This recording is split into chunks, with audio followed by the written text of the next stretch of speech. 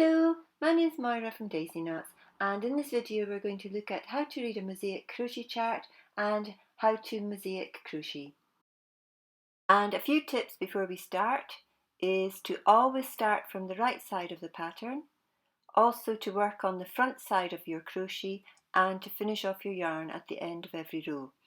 And the empty box, it means in our pattern double crochet into the back loop only, and when we see it with a cross in it, it means to treble crochet into the front loop 2 rows down.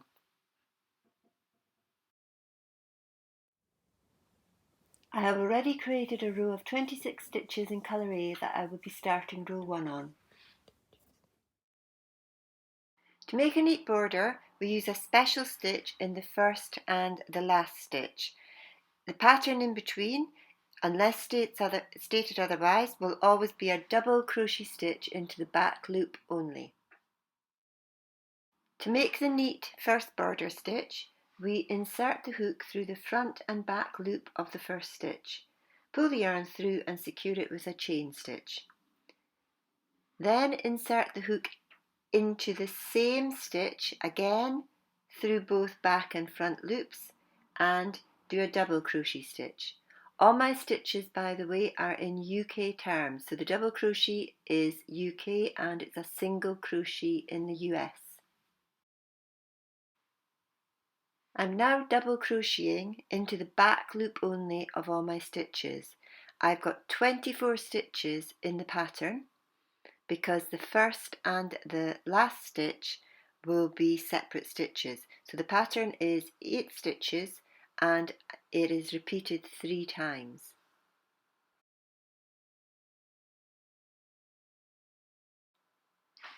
When you get to the last stitch in your row, you're looking to create the last border stitch. And this is a mirror image of what you did for the first border stitch. You again go through the front and the back loop of the last stitch and you create your double crochet stitch. So front and back loop, create your double crochet stitch, then you create a chain stitch. In row 2 we start with colour B and at the right side of our crocheting. We're going to double crochet into the back loop of all the stitches in this row. We ignore the white boxes, don't let them confuse you.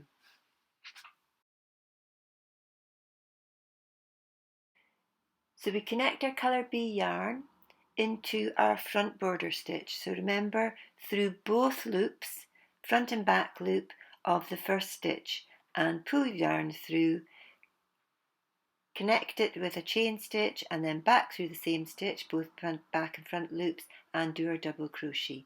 And then we're ready now to carry on doing a double crochet into the back loop only with our colour B. When we get to the last stitch, remember the special border stitch for the end. We go into the front and back loops of the last stitch, double crochet, and then do a final chain and cut off our yarn because we're ready to start at the right hand side of the next row. We're now on row 3 and we go back to colour A, and we can see that we've actually got X's on our chart in this row. And when you see an X, it means to treble crochet into the front loop of the row 2 rows below. Sounds a lot more complicated than it is. So we choose colour A and we start with our first border stitch into that first stitch, and then the next stitch is going to be our treble crochet into the front loop 2 rows below. So identify where you're actually crocheting into, down 2 rows and then into that front loop, and it's a treble crochet. Treble is a UK term, double is the US term. The treble crochet hides the stitch in row 2 and you skip this stitch. Make sure that you always check that this stitch is skipped, as it's real easy to pick up an extra stitch here if you're not careful. 3 bank boxes means double crochet into back loops only for 3 stitches. Then the cross tells us to treble into the front loop 2 rows below, as we did before. And that's our pattern for this row. 3 double crochets into the back loops and then treble crochet into front loop 2 rows down.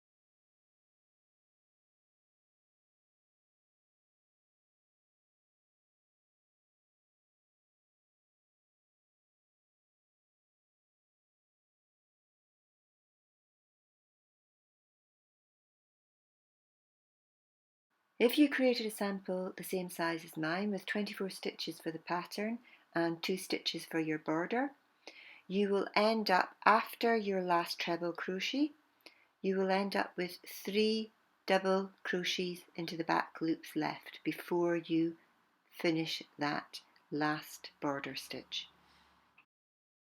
And when you've done your last border stitch, you're ready then to snip your yarn, pull it through and start on row 4, colour B.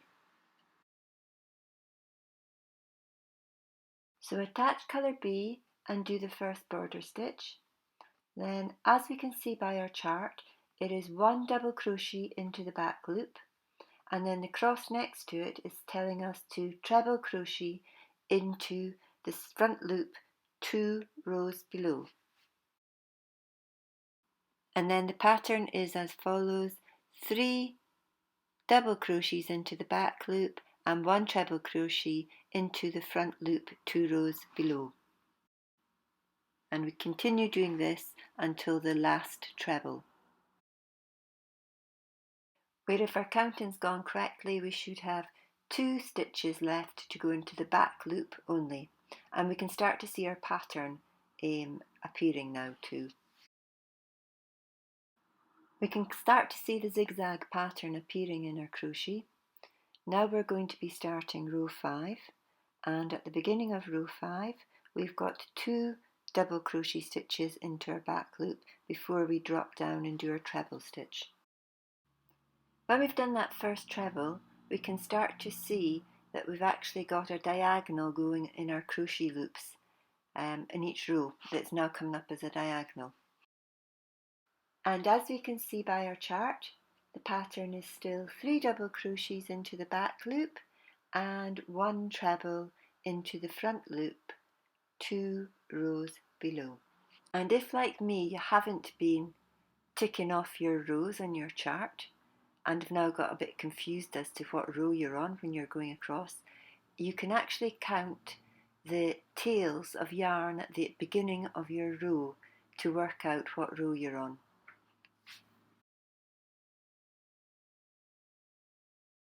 I can now see by going along row 5 that I've got 2 stitches still to do. One's the treble and one's the double before I do my last border stitch.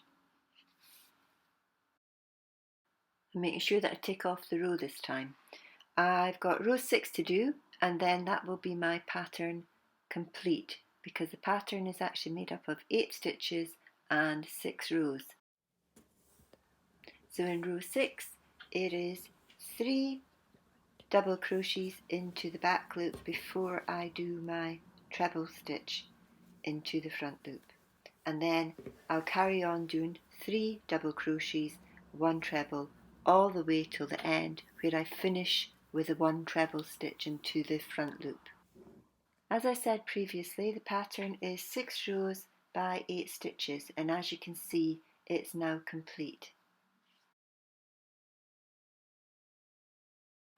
You can see now that I've completed the 12 rows, the pattern's more pronounced. I hope you found this video helpful in your foray into mosaic crochet, and I hope you now can't wait to give it a try. If you want to keep up with the latest video offerings from Daisyknots, please do subscribe to the channel, and thank you for watching.